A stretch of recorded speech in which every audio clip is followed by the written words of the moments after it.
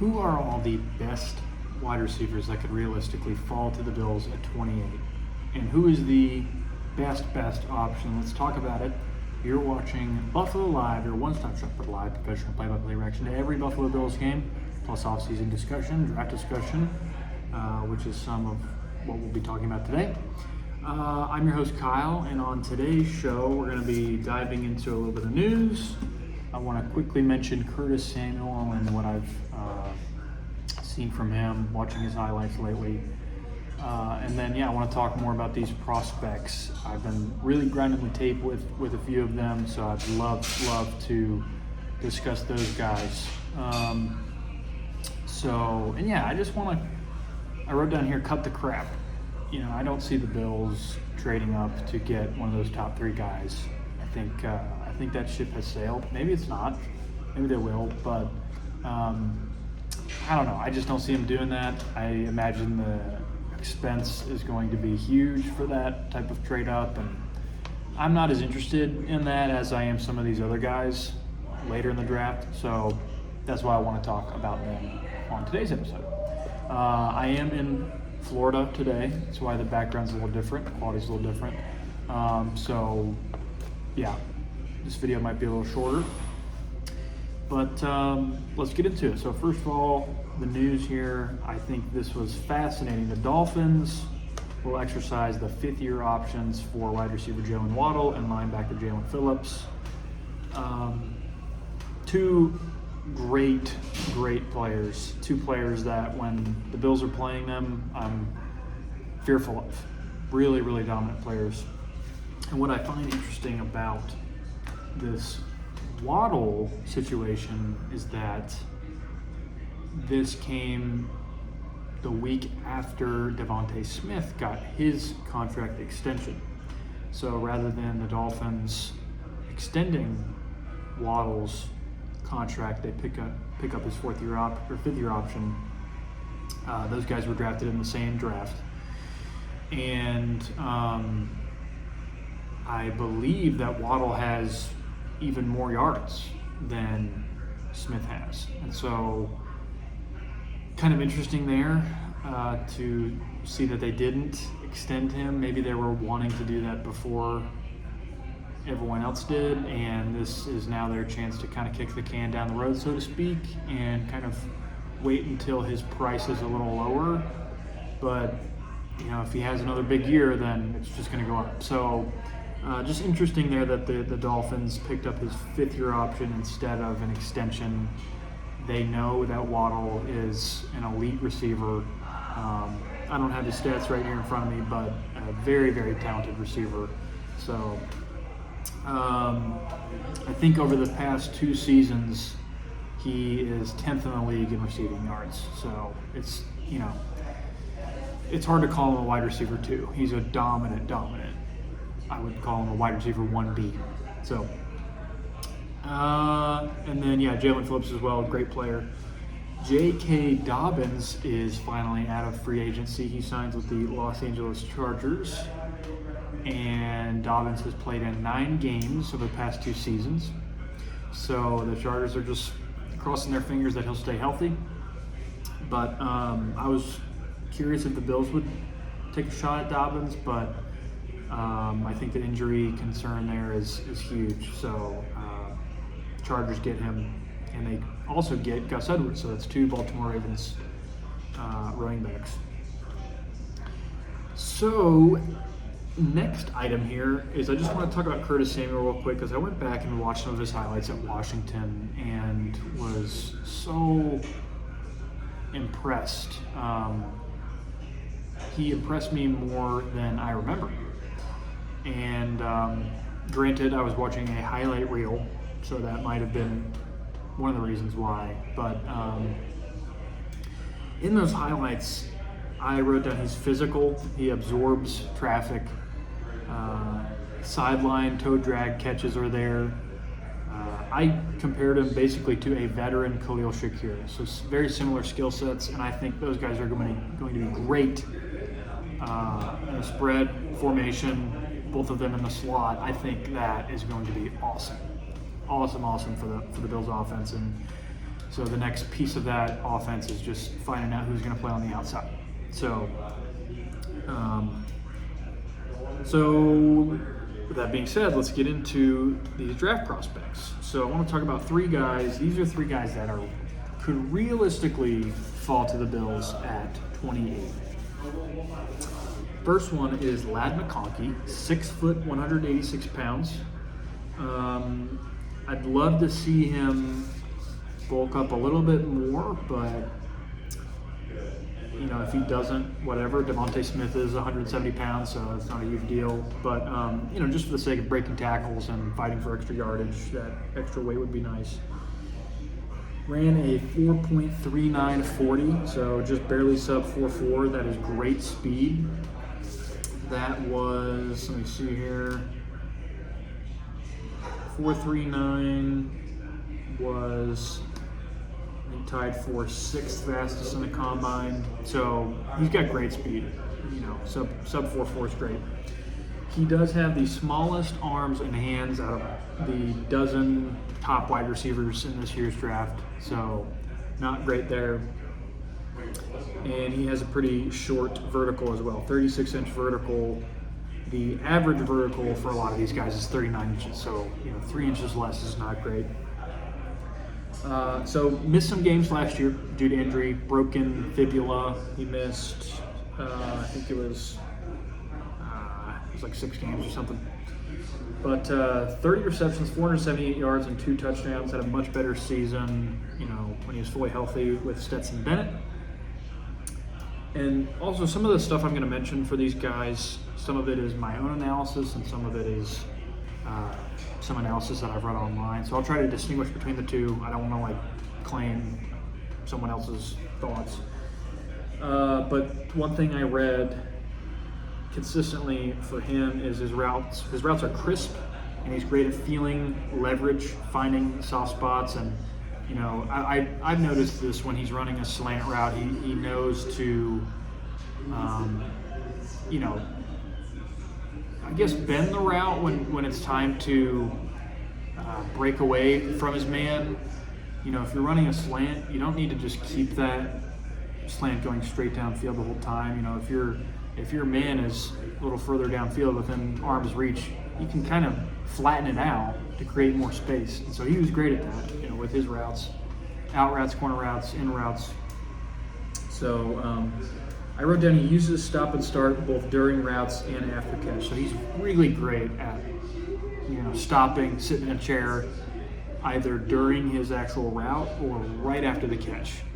He's great about, if he does a hitch route, turns around, man's pursuing him, doing that stop, juke, and keep going. He's so great at accelerating. Great accelerator. So I also wrote down he's elusive with speed. So lots of plays where he can be kind of at full speed and make a quick juke and create a lot of space for him to run around defenders. And so I think James Cook, his running style really reminds me of James Cook. Those guys are really fast runners that are elusive when they are at that full speed. They just kind of make that quick hip shake and create some space. So I didn't see a whole lot of separation from him as I did some of these other receivers.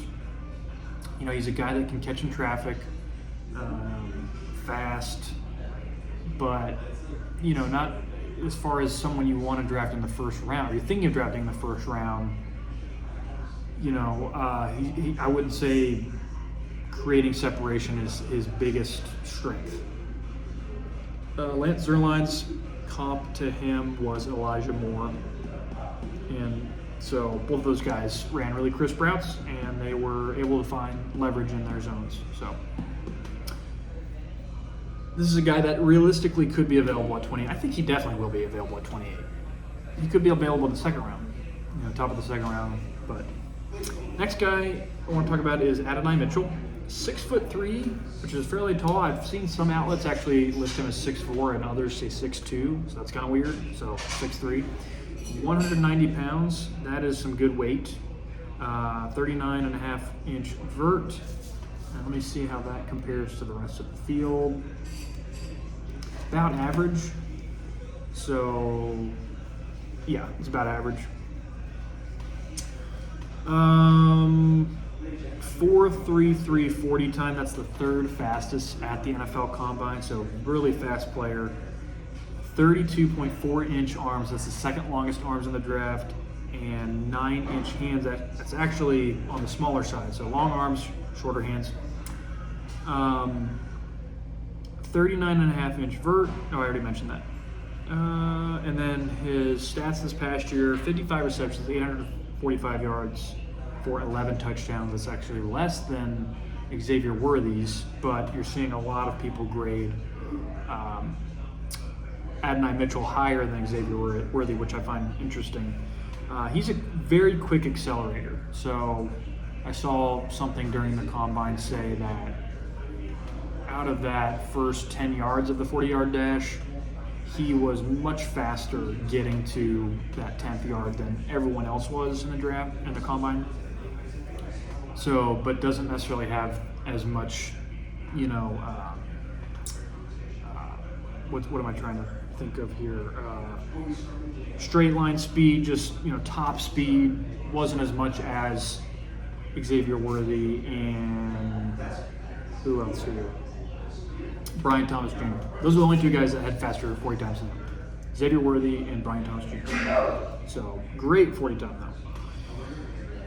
Body control, one of my favorite plays from him is when they played Washington, and that touchdown is a beautiful fade that Quinn Ewers threw to him, and just great contortion of the body. I can't wait to post that if the Bills do draft Adonai Mitchell. The concerns are reportedly he takes plays off, but I want to ask the question as to why that happens, because I've also heard that the other Texas wide receivers have reportedly, taken plays off according to the film. So that leads me to believe they might have a coach that just tells them, listen, if the ball's not going your way, don't worry, save your energy. And so if that's what they're being coached to do, that's not their fault. So small concern there, but overall, I'm not really concerned about it. This guy's an athlete. He's got, stamina just like all these guys do. They're competing at these levels, so I'm not concerned about the taking plays off thing.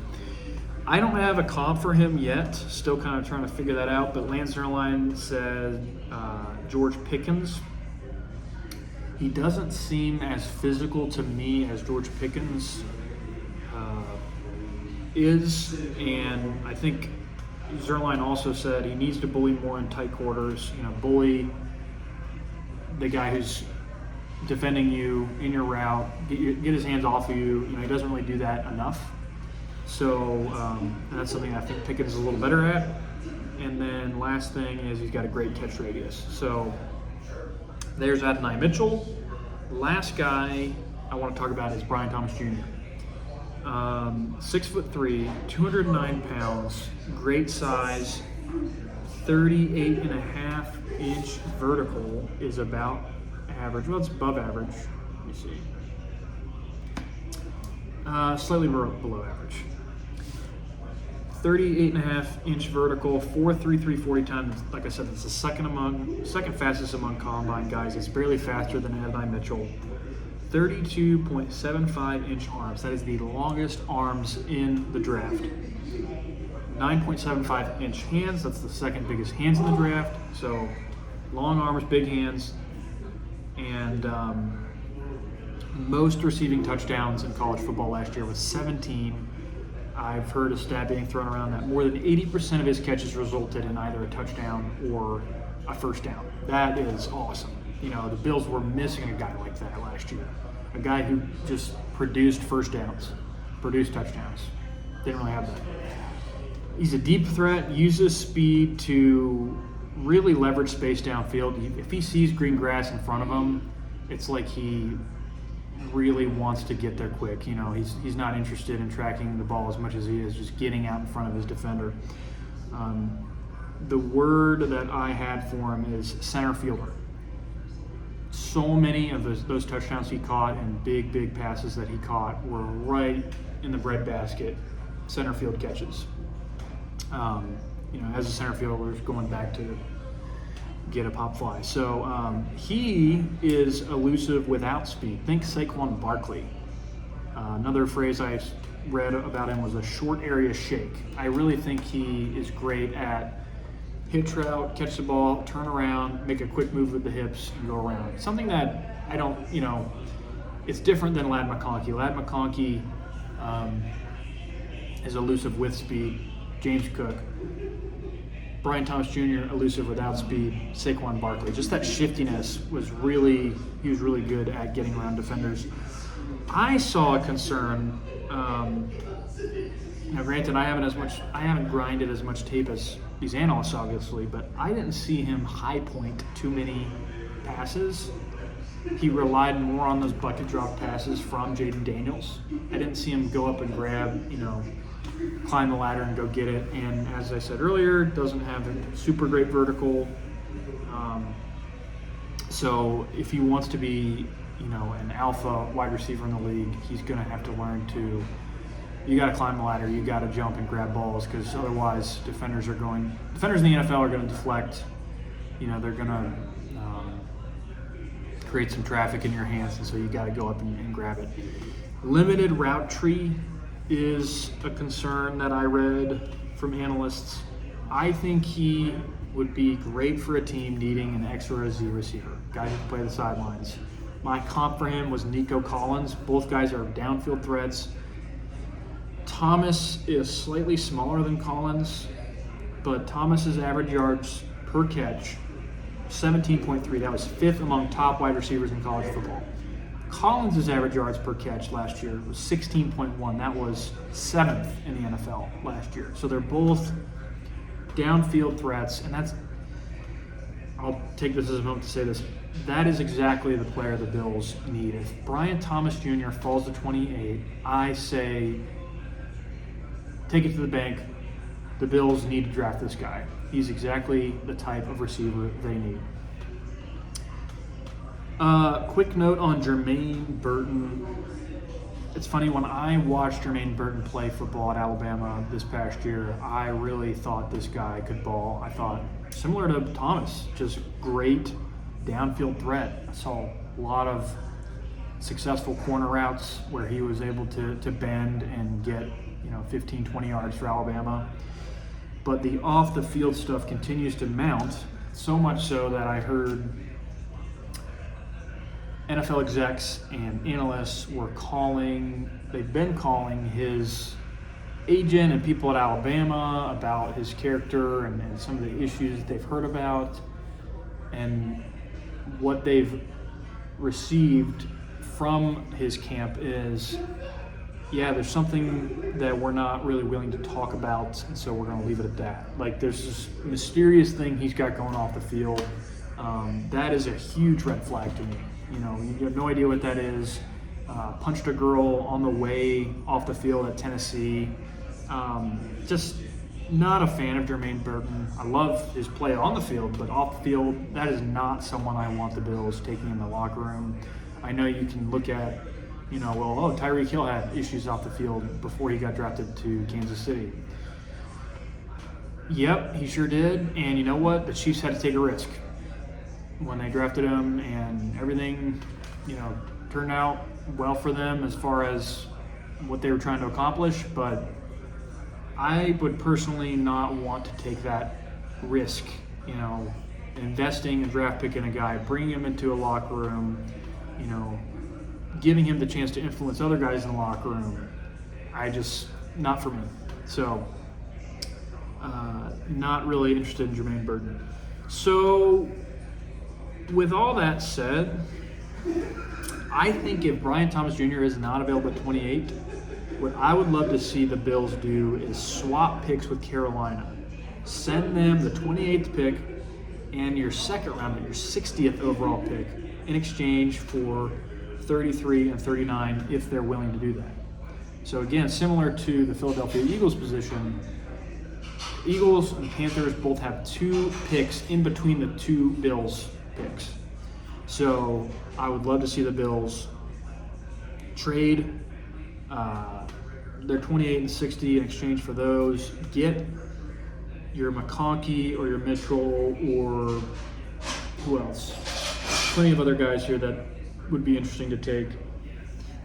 And then you could take another wide receiver, or you could go to a position that, like safety or defensive tackle is also kind of something on the Bills' radar. So I would really be happy if the Bills got some good value out of their 28th pick in a trade. So that's going to do it for this video. If you enjoyed, please be sure to like, comment. What do you think about these three prospects? Which guy do you like the most? Which guy do you like the least? And which guy's skill set gets you excited? I know I mentioned Brian Thomas Jr., but maybe there's something about McConkey or Mitchell that you've read that really is exciting. So please let me know in the comments. Lastly, please consider subscribing to Buffalo Live. Once again, I'm your host, Kyle. Thank you again for watching. God bless, and go Bills.